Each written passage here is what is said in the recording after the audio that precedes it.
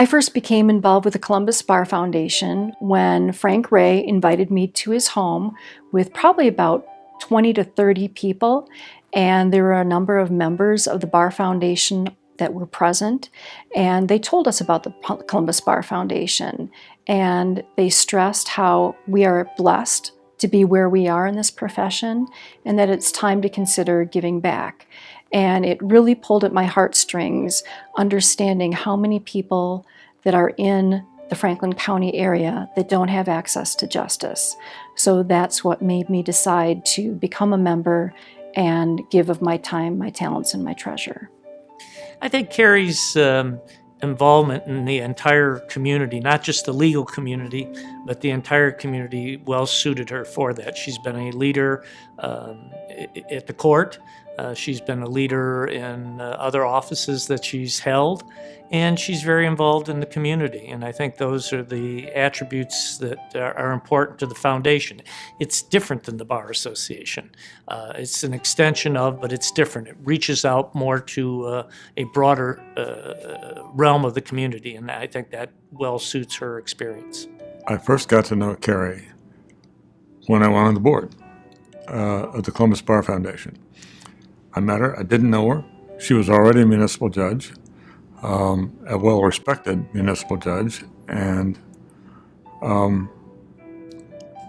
she's quiet but really effective. So it took me a while to really get to know her well, but I have in the years since.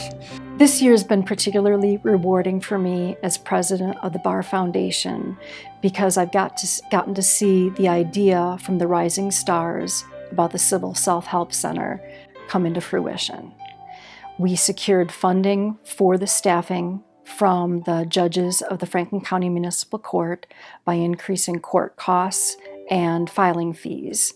And then we secured the funding from the Law Library Fund to actually build out the space.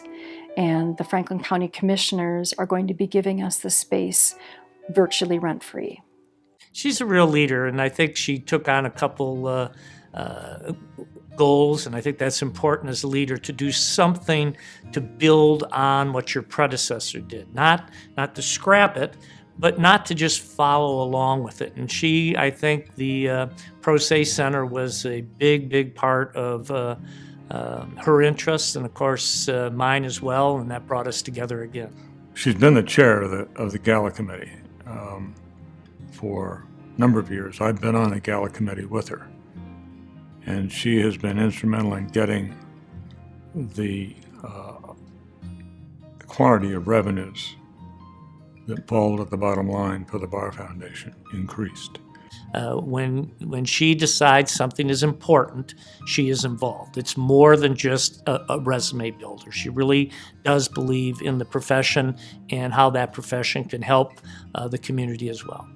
Carrie's one that can't say no when people ask her something, and so she continued to take more and more on, giving more and more back, and has always been very active in the community.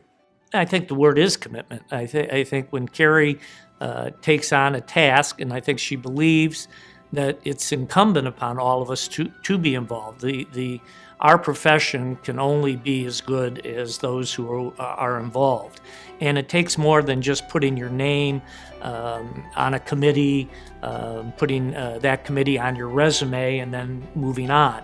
Once I got to know her more, I realized that she's not only committed and passionate, she's very intelligent and very effective at leading people, doing so nicely,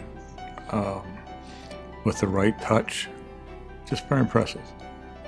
I think Carrie's legacy with the Bar Foundation is her focus on access to justice in our community, and her acknowledgement that this is an important issue that isn't just a legal aid issue, but is something that is relevant to our entire legal community. You can be a public servant, you can be a young lawyer, and devote time and some money, doesn't have to be a lot, but some money, to giving back to the profession and helping those who can't afford it have access to justice. That's the biggest legacy. She has lived it. She's not just talked it.